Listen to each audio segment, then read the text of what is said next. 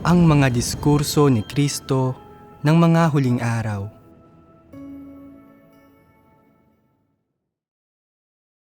Tungkol sa maayos na pakikipagtulungan. Ganap na naiiba kung paano ginagampanan ng mga tao ang kanilang mga tungkulin sa sambahayan ng Diyos mula sa kung paano ginagawa ng mga walang pananampalataya ang mga bagay-bagay. Ano ang pagkakaiba? Magkakasamang nagbabasa ng salita ng Diyos ang mga kapatid at konektado sila sa isa't isa sa espiritu. Nagagawa nilang mamuhay ng matiwasay kasama ang isa't isa at sabihin sa isa't isa kung ano ang tunay na laman ng kanilang isip. Nagagawa nilang ibahagi ng simple at hayagan ang katotohanan sa isa't isa. Tamasahin ang salita ng Diyos at tulungan ang isa't isa. Kapag may sinumang nahihirapan, magkakasama nilang hinahanap ang katotohanan para lutasin ang issue. Kaya nilang makamit ang pagkakaisa sa espiritu at kaya nilang magpasakop sa katotohanan at sa Diyos. Iba naman ang mga walang pananampalataya. Lahat sila ay may kanya-kanyang sikreto. Hindi sila bukas na nakikipag-ugnayan. Pinoprotektahan nila ang sarili nila laban sa isa't isa at nagbabalak pa nga sila ng masama at nakikipagkompetensya sa isa't isa. Sa huli, naghihiwalay sila ng landas ng may samaan ng loob at tinatahak nila ang kani-kanilang landas. Ang pinakamalaking pagkakaiba sa pagitan ng pagiging nasa iglesia at ng pagiging nasa mundo ng mga walang pananampalataya ay kayang tanggapin ng mga tapat na nananampalataya sa Diyos ang katotohanan. Kahit sino pa ang may mga problema o paghihirap, kayang hayagang magbahaginan at magtulungan ang lahat.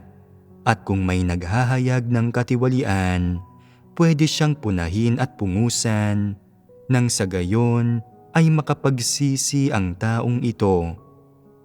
Ito ang ibig sabihin ng mahalin ang isa't isa.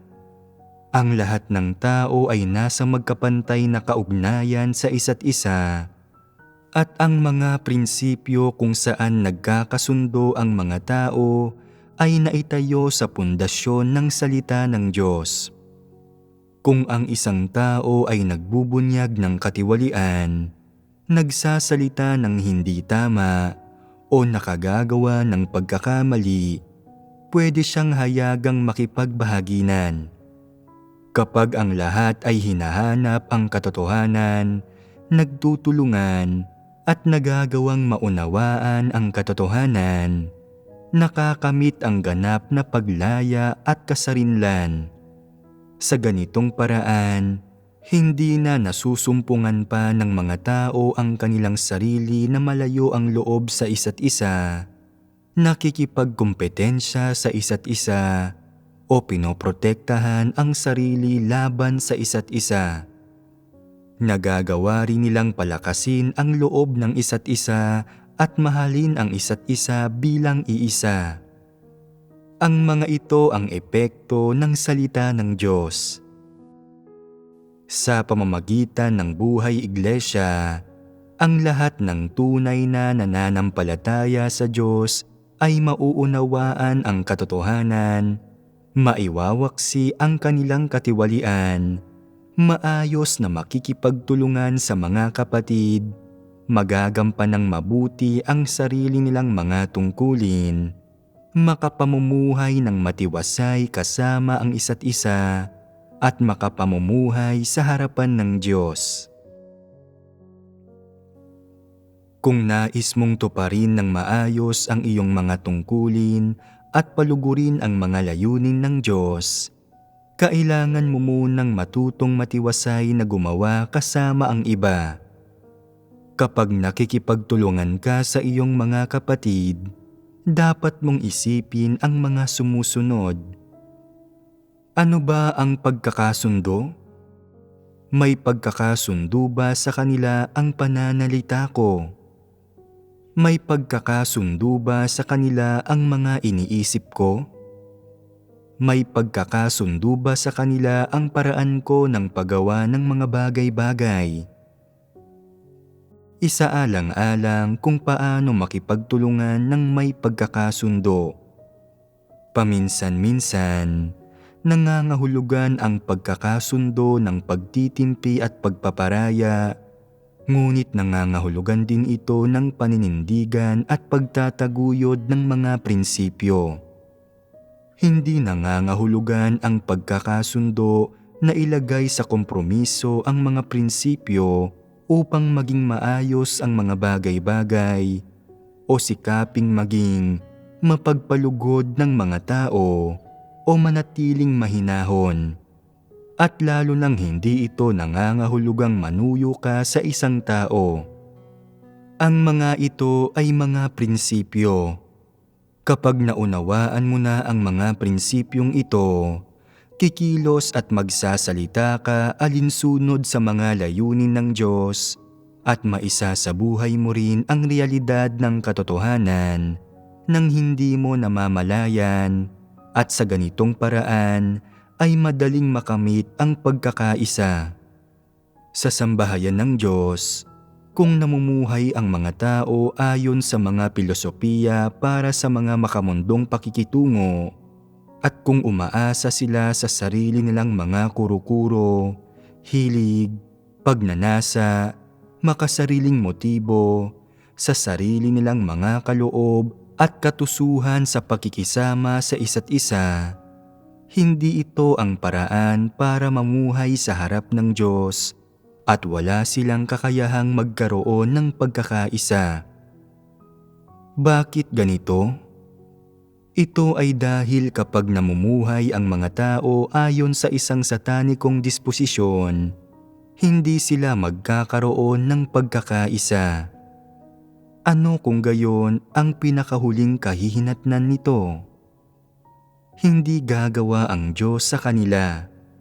Kung wala ang gawain ng Diyos, kung aasa ang mga tao sa sarili nilang kakarampot na mga kakayahan at katusuhan, sa kanilang katiting na kadalubhasaan at sa mga kakatiting na kaalaman at kasanayang iyon na kanilang nakamit, labis silang mahihirapan na magamit sa sambahayan ng Diyos at mahihirapan sila ng husto na kumilos alinsunod sa kanyang mga layunin.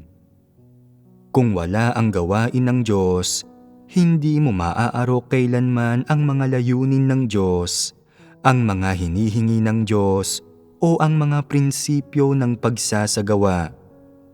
Hindi mo malalaman ang landas o ang mga prinsipyong gagamitin sa pagganap sa iyong mga tungkulin, at hindi mo malalaman kailanman kung paano kumilos alinsunod sa mga layunin ng Diyos o kung anong mga pagkilos ang labag sa mga katotohanang prinsipyo at lumalaban sa Diyos.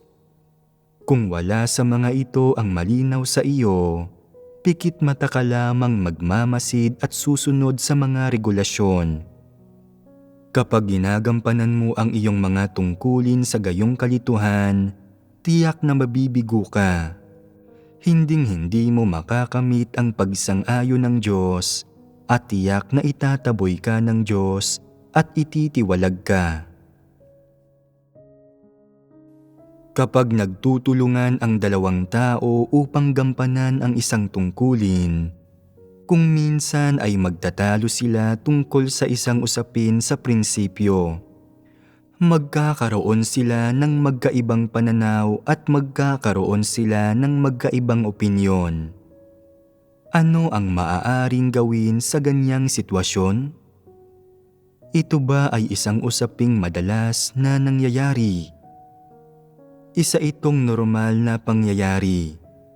Iba-iba ang pag-iisip, kakayahan, kabatiran, edad, at karanasan ng lahat ng tao, at imposible para sa dalawang tao na magkaroon ng mga kaisipan at pananaw na parehong-pareho, at kaya napakakaraniwang pangyayari ang magkaroon ng magkaibang mga opinyon at pananaw ang dalawang tao.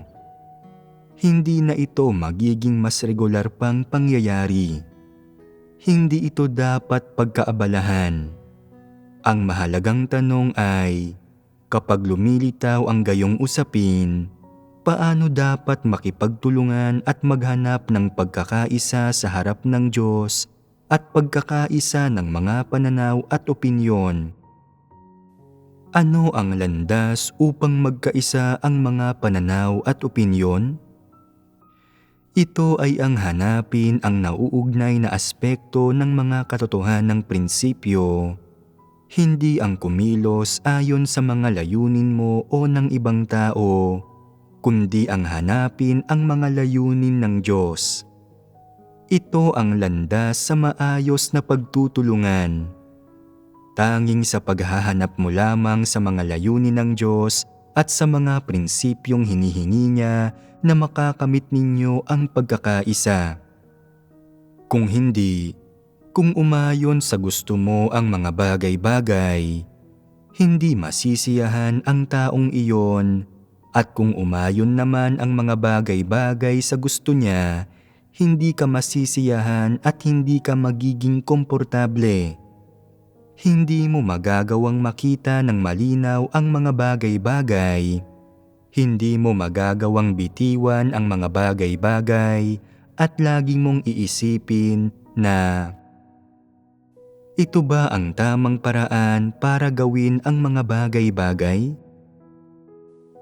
Hindi mo magagawang makita kung sino talaga ang may tamang paraan ng pag-iisip, at kasabay nito, hindi mo gugustuhing talikuran ang sarili mong mga ideya. Sa ganoong sitwasyon, dapat mong hanapin ang katotohanan at dapat mong alamin kung ano ang mga prinsipyo at kung ano ang mga pamantayang hinihingi ng Diyos. Kapag nahanap mo na ang mga pamantayang hinihingi ng Diyos, magbahagi ka sa taong iyon.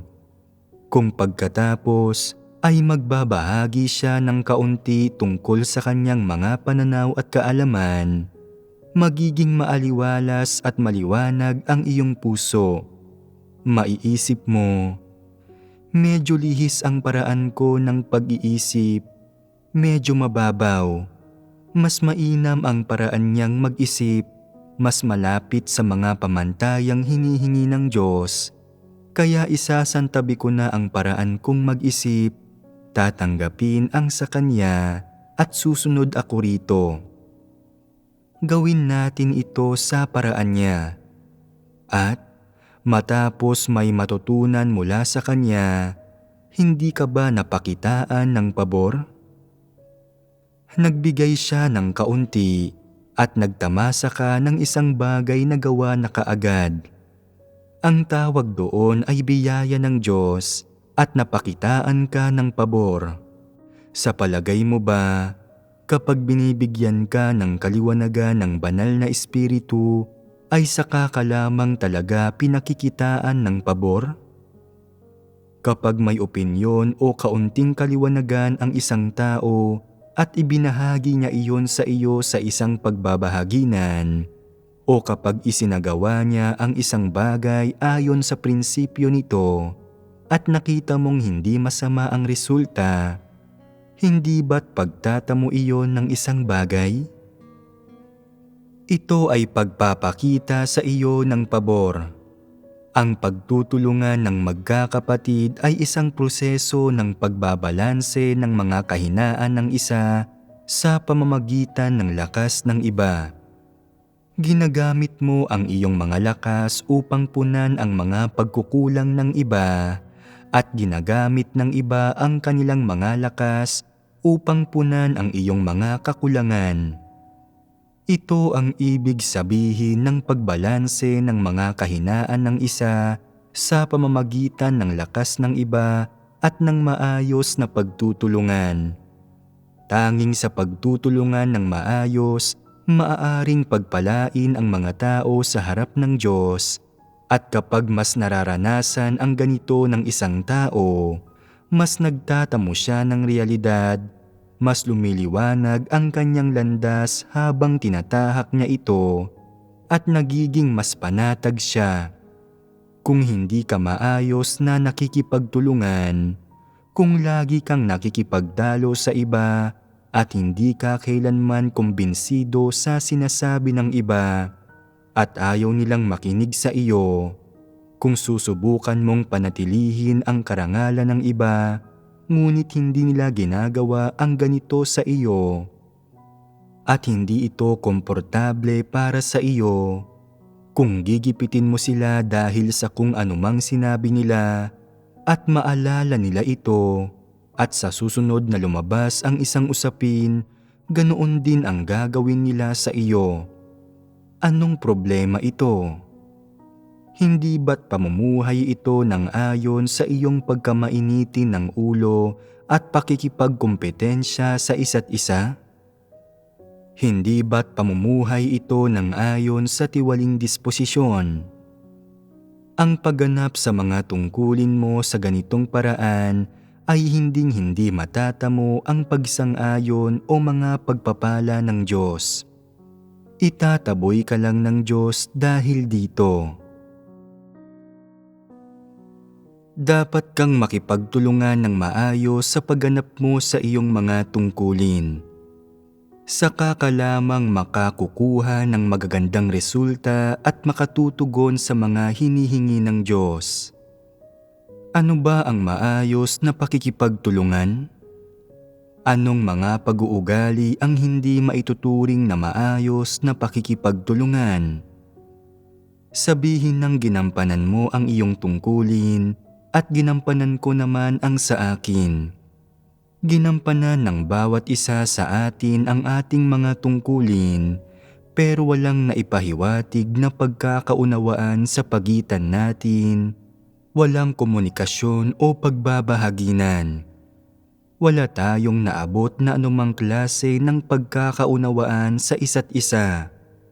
Alam lamang natin sa ating kaibuturan na ginagampanan ko ang tungkulin ko at ginagampanan mo ang sa iyo.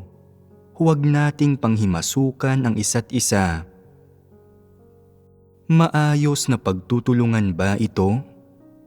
Sa panlabas, maaaring mukhang walang alitan o pagkakaiba ng pananaw sa pagitan ng dalawang taong gaya nito at mukhang hindi nila pinanghihimasukan ang isa't isa o nililimitahan ang isa't isa.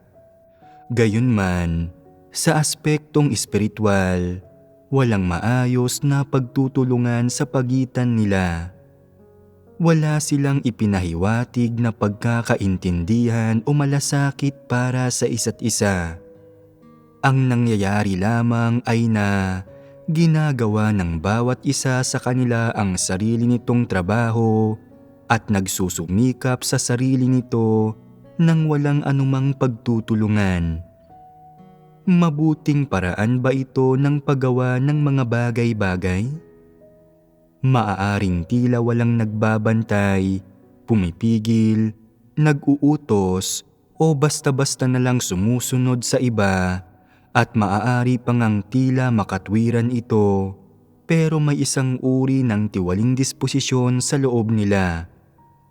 Nakikipagkompetensya ang bawat isa sa kanila para maging bayani, para maging mas mataas o para mas mahusay na gumanap kaysa sa iba, kaya hindi nila minamahal, pinagmamalasakitan o tinutulungan ang iba pang tao.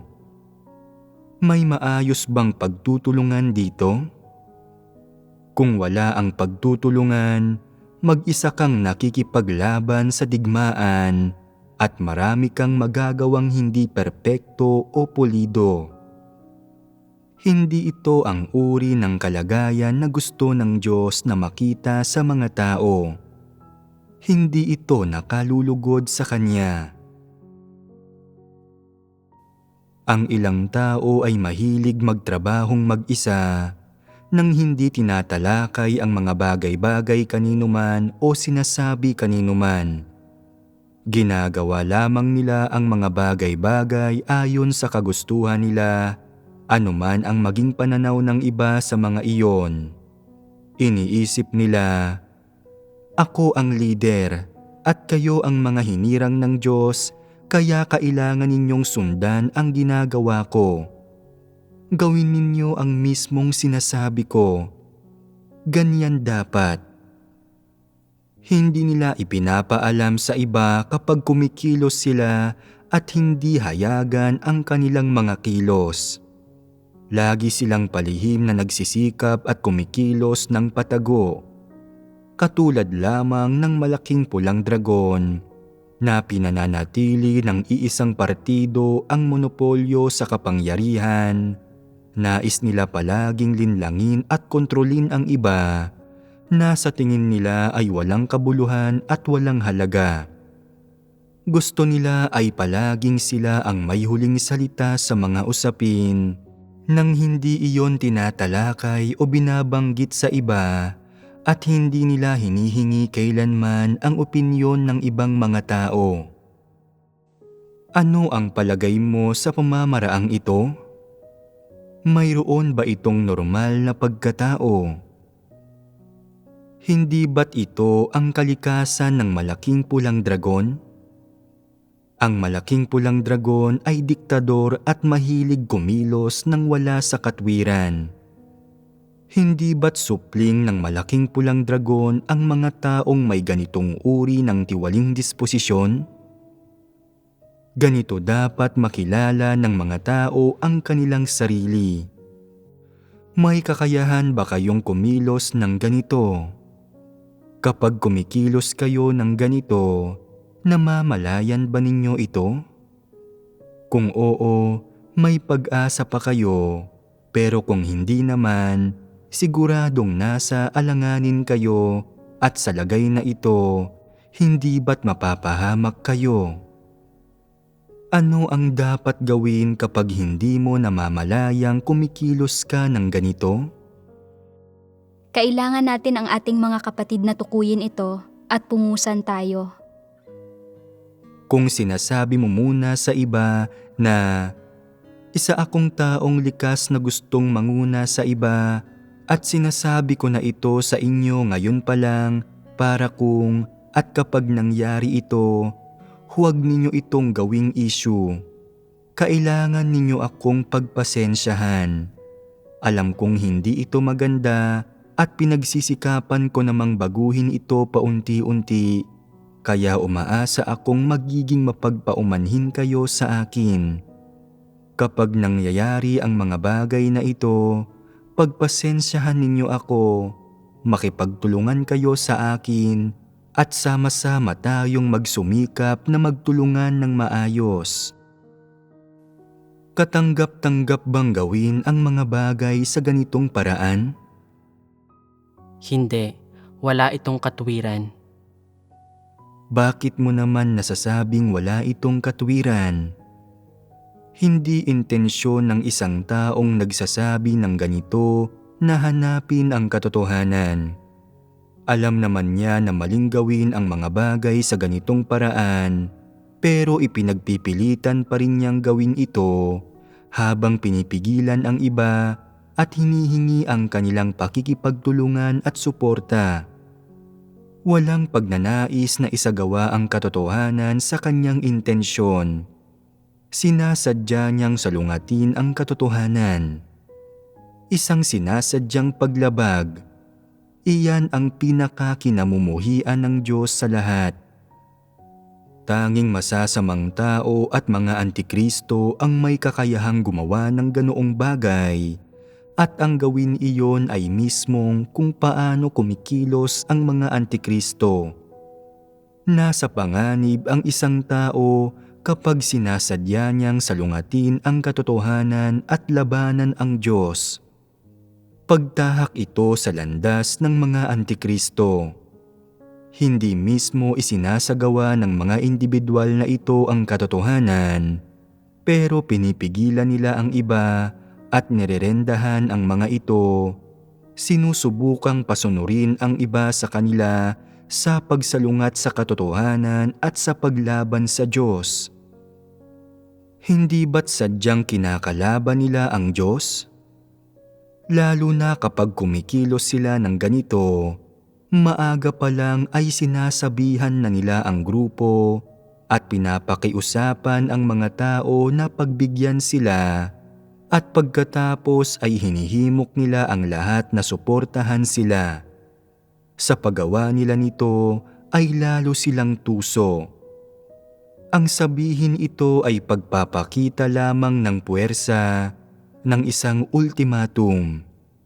Ang ibig nilang sabihin ay, makinig ka, hindi ako isang taong dapat banggain. Baliwala lang sa akin ang mga ordinaryong tao. Ang gusto ko ay ang mamuno. Huwag nang subukan pa ninuman na makipagdiskusyonan sa akin. Walang lugar para sa diskusyon. Isa itong issue sa akin. Kung ipagagawa mo sa akin ang isang bagay, kailangang ako ang may huling salita at huwag nang subukan pa ninuman na makipagtulungan sa akin. Hindi mo ito kakayanin kahit gustuhin mo pa. Paglalantad ba ito ng sarili? Hindi. Isang paraan ito ng paggawa sa mga bagay-bagay sa ngalan ni Satanas. Hindi isang simpleng problema ng paghahayag ng tiwaling disposisyon. Nais nilang ganap na maghari, masunod kung ano ang sabihin nila, nang sa gayon ay gawin ng lahat kung ano ang sinasabi nila, at pagkatapos ay sundan at sundin sila ng mga ito. Hindi ba't pagpapamalas iyon ng isang dyablo? Hindi lang ito isang beses na pagbubunyag ng tiwaling disposisyon. Ang mga kilos ng isang antikristo ay idinidikta ng kanyang satanikong kalikasan. Nananampalataya siya sa Diyos at pumupunta sa iglesia ng may intensyong humawak ng kapangyarihan.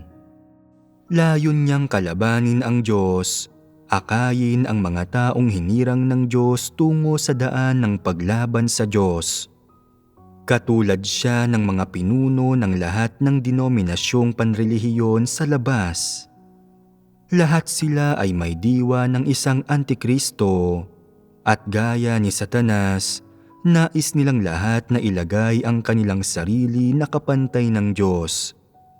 Kung makikita ng isa sa mga hinirang ng Diyos ang isang naipamalas na antikristo, paano niya ito dapat harapin? Dapat ba niyang tulungan ito ng may pagmamahal? Dapat niya itong ilantad at kilatisin at hayaang makita ng iba ang satanikong pagmumukha nito, at pagkaraan nito ay dapat niya itong talikuran. Isa itong prinsipyo na dapat maunawaan at maintindihan ng mga hinirang ng Diyos.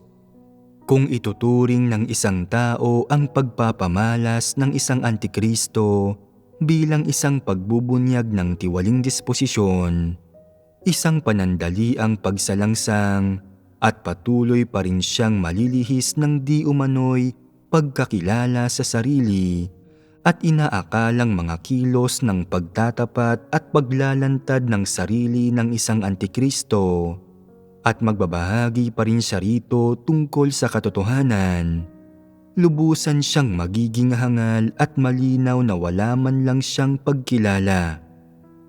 Sabihin mo sa akin, habang ibinubunyag ng gayong tao na isang antikristo ang kanyang tiwaling disposisyon, magagawa ba niyang magtapat at maglantad ng kanyang sarili sa iba? Hindi siya kailanman nagninilay-nilay o kinikilala ang sarili kapag nakagagawa siya ng mali, at panlilihis sa mga tao ang paglalantad niya ng kanyang sarili, isa lamang pangangatwiran sa sarili. Kailangang makilatis ng isang tao kung ano ba talaga ang ibig sabihin ng tunay na magtapat at maglantad ng sarili. Kung sabihin niyang, mainitin ang ulo ko, kaya huwag mo akong galitin. Paglalantad ba ito ng kanyang sarili? Binabalaan kanyang huwag siyang galitin, na paghahanap ng gulo ang galitin siya. Paano kung sabihin niyang, sa bahay ko, kung ano ang sabihin ko, iyon ang nasusunod. Kahit mga magulang ko ay kailangang sumunod sa kung ano ang sabihin ko. Ganito kamainitin ang ulo ko, kaya't kailangan ninyo na lang akong pagpaumanhinan dito. Wala na akong magagawa pa tungkol dito. Sinasabi ng mga magulang ko na kapag malaki ang talento, mainitin din ang ulo, at iyon ang dahilan kung bakit pinagpapaumanhinan nila ako ukol dito. Paglalantad ba ito ng sarili? Sinasabi niya sa iyo na ang mga may malaking talento ay mainitin ang ulo, kaya dapat mo siyang pagpasensyahan. Kung sinasabi niyang, mainitin na ang ulo ko buhat pa noong bata ako. Kung ano ang sabihin ko, iyon ang nasusunod. Hinahangad ko ang pagiging perpekto at kung ano ang gusto ko.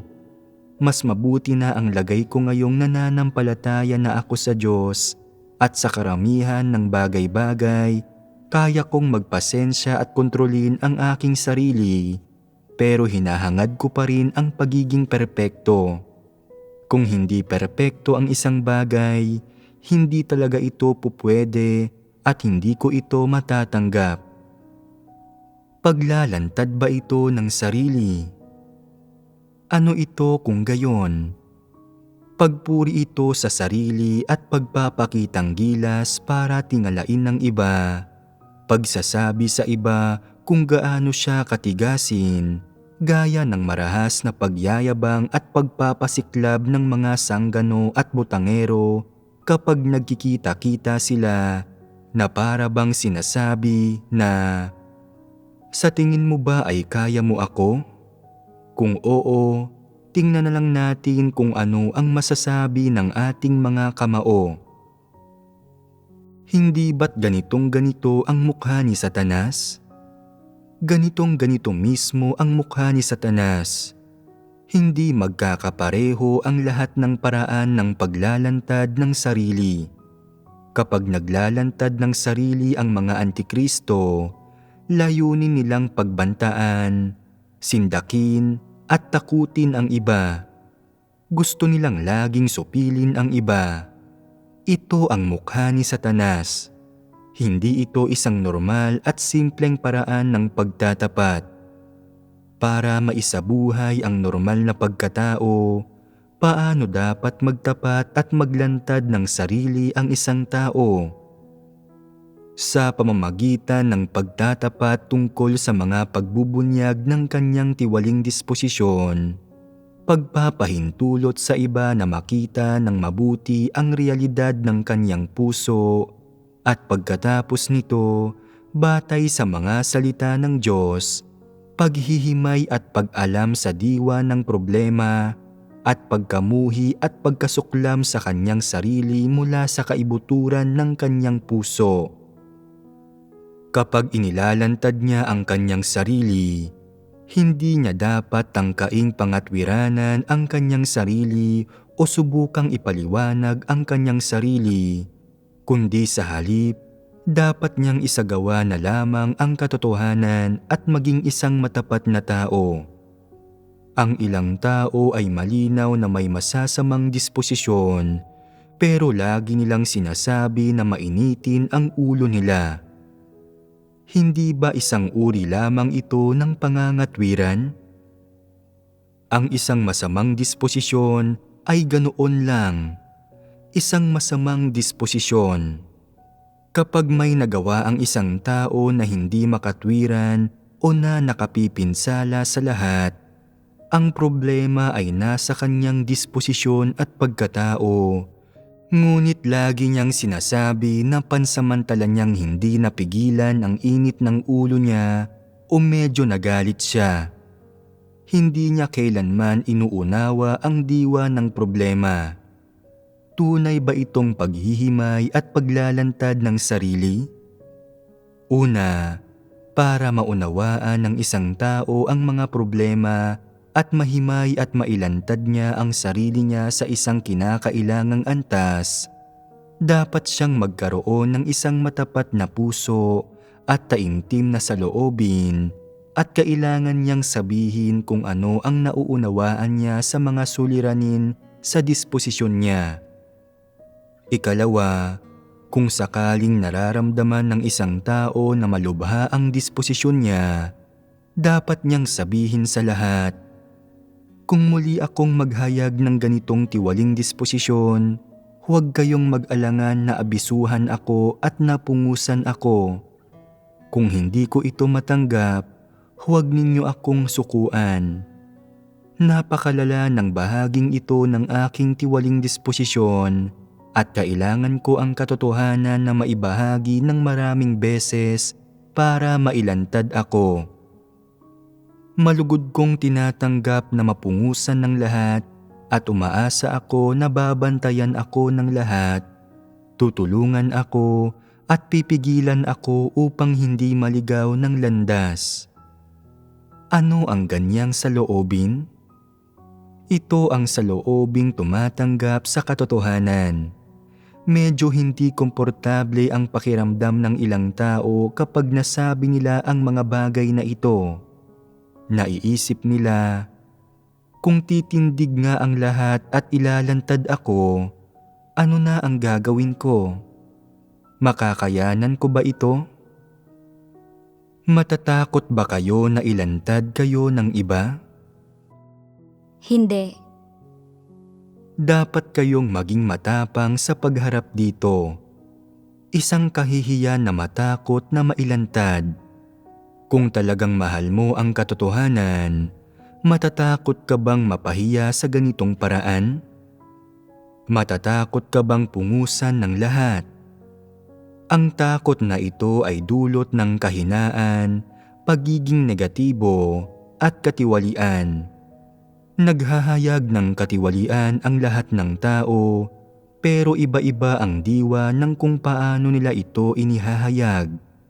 Basta't hindi sinasadya ng isang tao na sumalangsang o magdulot ng mga pagkagambala at kaguluhan, normal ang uri ng kanyang paghahayag ng katiwalian at magagawa ng lahat na harapin ito ng tama.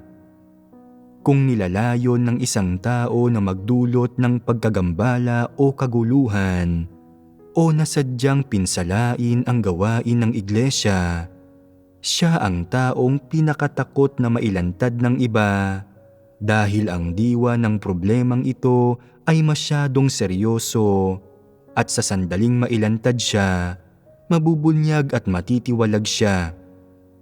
Matindi niyang iniisip ang takot niyang ito.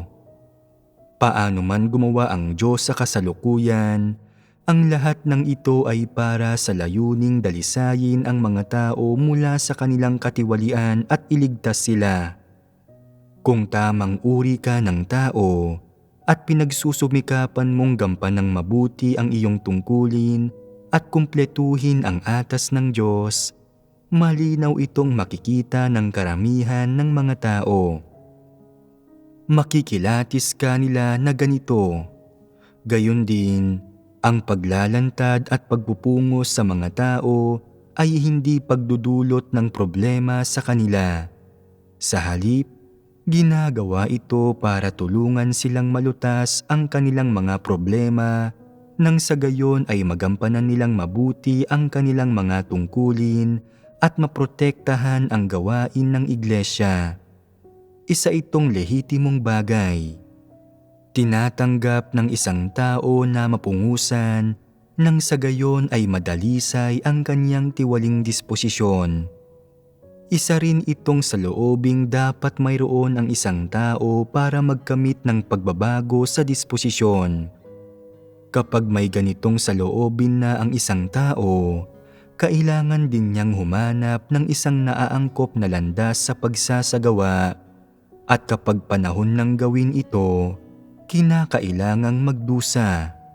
Kapag may digmaan, kailangan niyang maghimagsik laban sa laman at maiwaksi ang pagkakagapos sa kanyang banidad, kapalaluan at mga damdamin.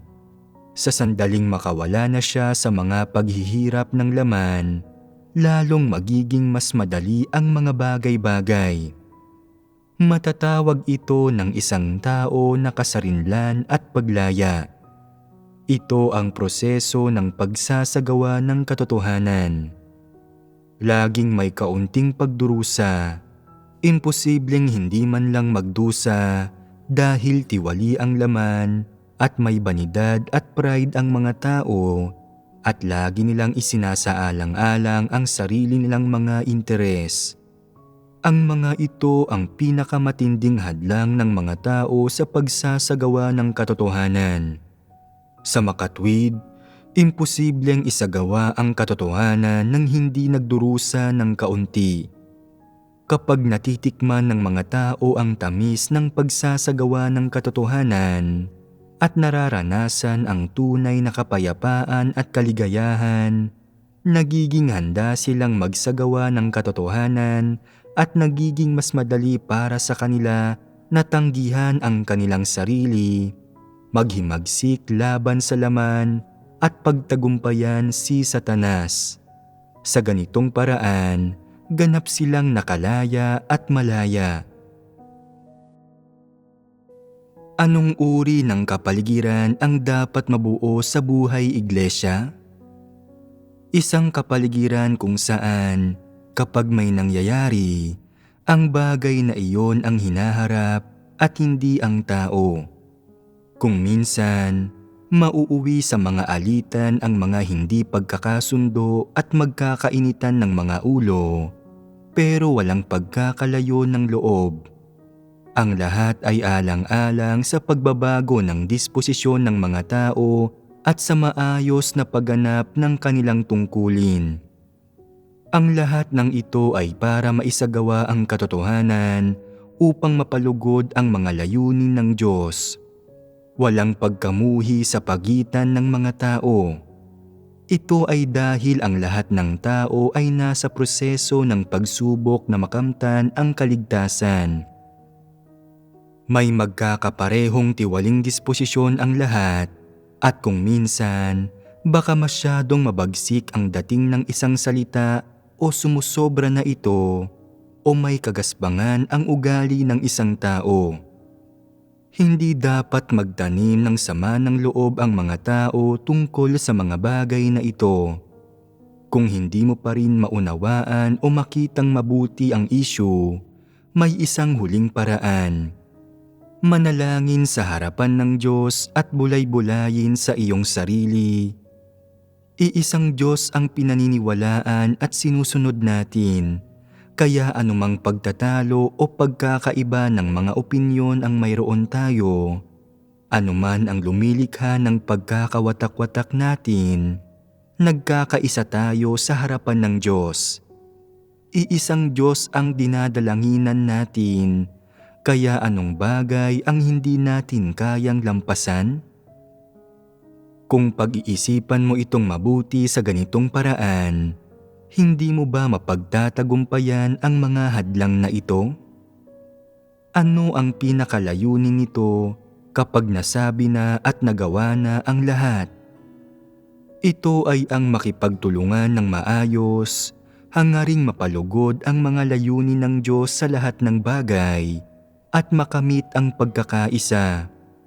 Pagkakaisa ng prinsipyo, pagkakaisa ng layunin, at pagkakaisa ng intensyon at pagmumulan ng kilos. Madali itong sabihin pero mahirap gawin. Bakit ganito? May mga tiwaling disposisyon ang mga tao. Tama iyan. Hindi ito dahil sa mga pagkakaiba ng pagkamainitin ng ulo, personalidad o edad ng tao, o dahil magkakaiba ang pinagmulang pamilya ng mga tao, kundi dahil may mga tiwaling disposisyon ang mga tao. Iyon ang ugat na dahilan. Kung lahat kayo ay malinaw na nakikita na ang ugat na dahilan ay ang tiwaling disposisyon ng mga tao, magagawa ninyong harapin ng tama ang mga bagay-bagay at magiging madaling lutasin ang problema. Kaya, kailangan pa ba nating talakayin dito ng detalyado kung paano lulutasin ang mga tiwaling disposisyon? Hindi na. Marami na kayong napakinggang sermon, kaya't may alam na kayong lahat tungkol sa landas na dapat tahakin at may kaunting karanasan na kayong lahat sa bagay na ito. Hanggat makapagpupunyagi ang mga tao na hanapin ang katotohanan sa lahat ng bagay para lutasin ang mga bagay-bagay, mapagninilayan ang mga problemang nasa sa loob nila at matatrato ng patas ang iba, magagawa na nilang makipagtulungan ng maayos sa iba. Hanggat may kakayahan ang mga tao na tanggapin ang katotohanan, hindi sila mapagmataas o mapagmagaling at kaya nilang harapin ng tama ang mga mungkahi ng iba, magagawa nilang makipagtulungan at kung may mangyari mang mga problema, mas madaling makipagtulungan sa pamamagitan ng paghahanap ng katotohanan para lutasin ang mga ito. Hanggat kayang tanggapin ng isang tao ang katotohanan at magtapat sa pagbabahaginan, madaling maaantig ang kanyang kapareha at madali nitong matatanggap ang katotohanan. Kung magkagayon, hindi malaking issue ang makamit ang maayos na pagtutulungan at madaling abutin ang mithiing magkaisa sa puso at isip.